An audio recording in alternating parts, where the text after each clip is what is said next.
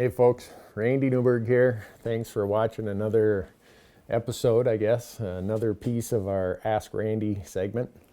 This one's going to be hard. This is a question that I get so many times, and it has to do with non-resident hunting allocations and hunting opportunities by the western states. It's unfortunately not the answer a lot of you are going to want to hear. But the question usually comes in the form of, hey, I am an American citizen and therefore I'm a quasi-owner of these federal lands out west. Why am I not able to get more hunting permits than residents? Why are we restricted as non-residents? Well, first of all, we're all non-residents in some state. 49 states. Me, I live in Montana, and I'm a non-resident in 49 other states. And I sure wish that I could draw a sheep tag in Arizona, or I wish I could draw an elk tag in Utah, the same as residents. But there's a reason why it is. It's a long history of why it is, and I'm going to try my best to explain it. This might require 2 segments, but bear with me here as I try to do it. I sat down and I wrote out kind of the history of how it happened. And so I'm going to refer back to my notes here a little bit. But the premise of the question usually is, okay, I'm an owner of this property because I'm a U.S. citizen. Why can I not hunt there with the same standing as residents? Well, part of the reason is the assumption being made there is that somehow there's a connection of land ownership to hunting opportunity. And that's not the case. The Fifth Amendment of the United States Constitution, the Bill of Rights, protects and defines private property rights in this country. The 10th Amendment, which is called the States' Rights Amendment, identifies that any right not granted to others, particularly the federal government, are rights retained by the states. So we have really 2 constitutional amendments here at play. And I'll try to explain how the courts, since time began back when the first case was heard, how the courts have looked at this and why in the United States there is no connection between owning land and the opportunity or the hunting allocation that occurs on that land. Yeah, maybe private landowners will keep you off that land, and that is one of their rights under the Fifth Amendment. But they don't own the wildlife. The wildlife is not attached to that land. The wildlife is transient. It moves back and forth. And as a result of that, we end up with this frustration a lot of folks feel when they're a non-resident in some other state. So I'm going to say some things here that I know some people are going to say, wait a second, that's not how it should be. Well, maybe it's not how it should be, but it's how it is. And I'm going to roll back the hands of time to when the colonists were first coming here from Europe. And we all know they had a little tea party in the Boston Harbor. We know that they fought a battle, they fought a war with King George and his redcoats, and they won. And as part of that, they drafted a Declaration of Independence, and then they got around to a big, long battle. I almost gave up on the idea. It was so contentious about what would the Constitution of the United States look like. And back in those days, they came from Europe to escape a lot of things. They came to escape the taxation without representation. They wanted to escape getting persecuted for their religious beliefs.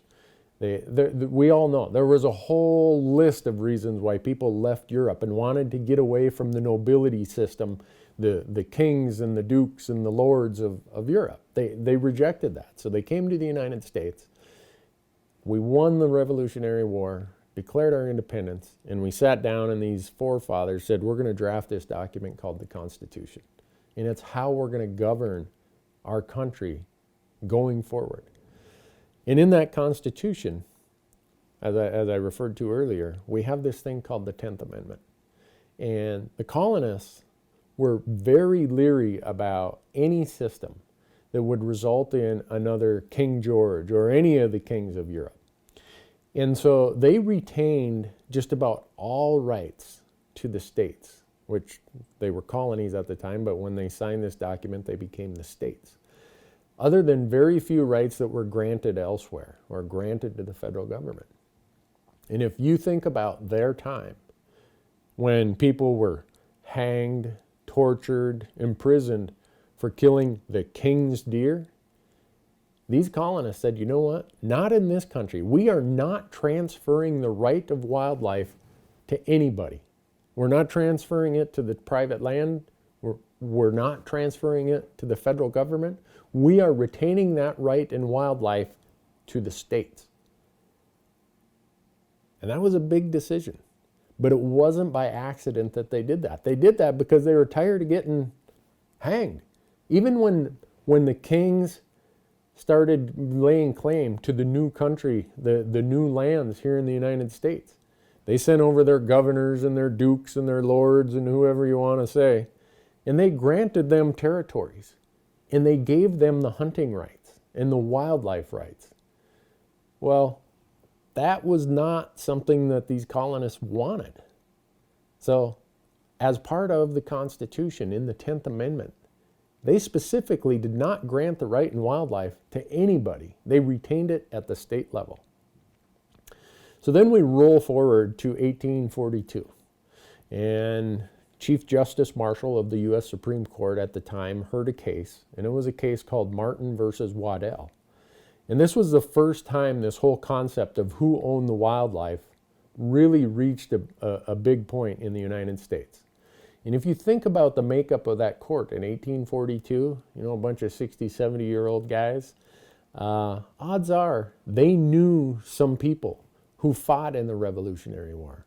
Odds are they knew some people who were still very much aware of why decisions were made in our Constitution. And what they found in the case of Martin versus Waddell, and it was a court case about whether an adjacent landowner could lay claim of ownership to the shellfish out in the tide flats. Some guys were going out there, they were, I don't know if they were subsistence or commercial people, but they were getting the shellfish that were out in the tide flats. The landowner adjacent to that said, no, those are mine. And it went all the way to the United States Supreme Court. And in that case, the United States Supreme Court found that the wildlife in the United States belongs to nobody. It is held in trust by the citizen or by the states for the benefit of their citizens. And the case was pled in the court saying, oh, but I received this as a land grant from the King of England and my family has had it, blah, blah, blah. The court said, too bad. All the land grants previously provided under the kings and under their systems were severed at the time of the Revolutionary War, at the Declaration of Independence. And when we won that war, all of those rights in wildlife, all those rights that you say you got from the king were terminated and became rights held by the states unless otherwise granted to the federal government under the 10th Amendment. And that is a big, big moment in wildlife law in the United States. Because now the court, the Supreme Court, the law of the land becomes that wildlife in the United States, according to how it was designed, how it was laid out by our founding fathers, is not the property of anybody. It's not attached to the land. It's not property that belongs to all citizens of the United States.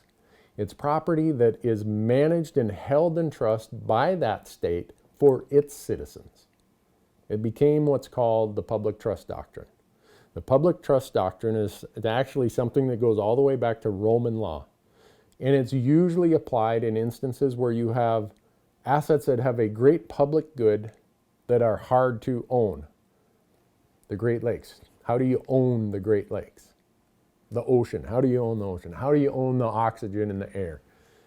There are certain things that the courts have determined shall be held for the benefit of the public in what's called a public trust doctrine relationship. Wildlife being very transient, moving across state lines, moving across property boundaries. And because of how the founding fathers looked at wildlife and rejected the notion of the king's deer, the court held that wildlife in America will be held in trust for the citizens of each state, managed by that state for its citizens. So now, through the course of time over the last 200, almost, well, let's see, since the Constitution was signed, over 230 years, since this court case in 1842, what's that? 172 years, 173 years. Since then, there's been case after case after case where property owners or others have said, I own this wildlife right. This wildlife is attached to my property under the Fifth Amendment. No, every time the court has rejected that. In instances where states have actually given that right away, that right in wildlife, and granted it to a property owner, there are cases where the Supreme Court nullified that transfer and said, no, you cannot give away this property right. It belongs to the citizens of your state. You are to manage it for their benefit. So we have this legal precedent. We have this constitutional history. We have this history in how we became a country that said, in this country, there is no connection between the wildlife and the land on which it survives and lives. So you think about trying to make the case then that because I am a U.S. citizen and therefore a quasi-owner of these federal lands, that grants me some right in wildlife opportunity or hunting opportunity. No, the courts have rejected that, whether it's been a private landowner, whether it's been someone who got their land grant from the King of England, or whether it's somebody who's made this claim that I'm a non-resident and I'm being discriminated against. Every time the court has went back and looked at the 10th Amendment, the Martin versus Waddell case in 1842, and has said, guess what? As much as some people may not like it, in the United States, our wildlife is not attached to the land. It is an asset held in trust, a right held in trust by the state for those citizens. So in the other 49 states where I want to hunt, I'm a non-resident. Any hunting opportunity allocated to me as a non-resident is strictly at the privilege of those residents. I may not like that. I may say, look, Nevada is 87% public land. Gosh, how can we only get 10% of the tags? Well, the other way to look at that is Nevada doesn't have to give us any tags under the laws and the Constitution of the United States. So the fact that they give us 10%, hey, better than 0%. There's other states that give you 0% to non-residents because the species within their state is really scarce. It's their right to do it. It's their right to charge us different fees. And anyone who thinks otherwise just needs to go and look at a lot of these Supreme Court cases and understand, you know what? We as non-residents are here hunting at the pleasure, if you want to call it that, or at the surplus, at whatever, at the whim of the citizens of that state. That's the way the laws are in this country. So back to the original question of why is it that I don't have the same rights to hunt in Nevada that a resident does when 87% of that land is federal land? Well, the easy answer is because there's no connection to wildlife opportunity and land ownership. That's the easiest way to answer it. And anyone who disagrees with that can disagree with it. But in the United States, that's how the law is written. That's how it's been interpreted since the American Revolution. And you can read case after case after case that says we as non-residents are there hunting at whatever opportunity is allocated to us, regardless of federal land versus private land. And I think about if the logic that some people want to use was correct, would we really want it that way anyhow? I mean, think about it. If we had a country where wildlife opportunity was allocated to the land and therefore we as American citizens could make some claim based on our ownership of federal land, well, that same principle would apply to private lands.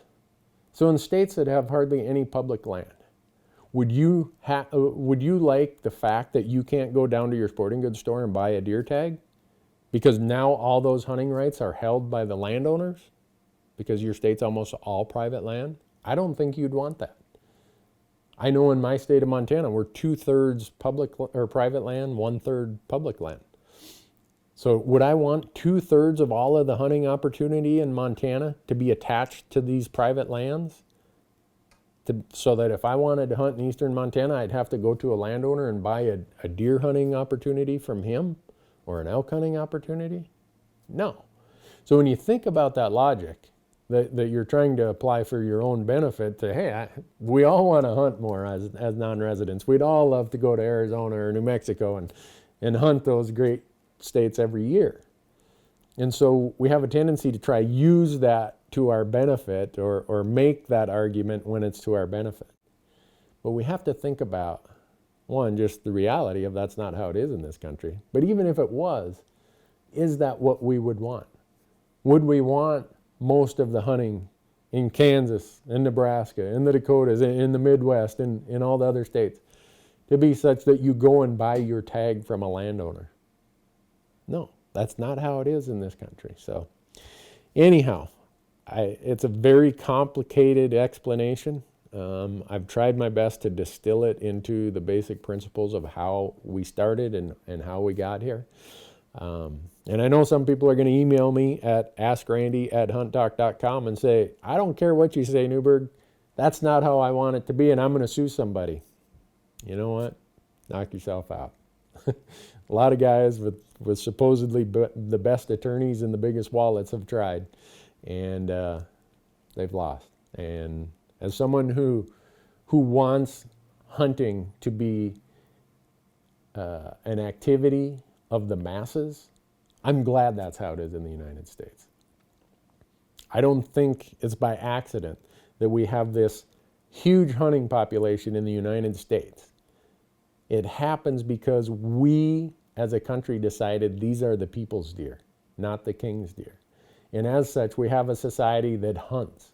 We have a society that's vested in conservation. We have a society of people who understand the importance of wildlife and habitat, more so than any other country in the world. And I think that can be traced back to the roots, the fundamentals of how it happened in this country. So anyhow, thanks for listening.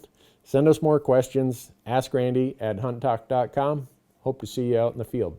Thanks.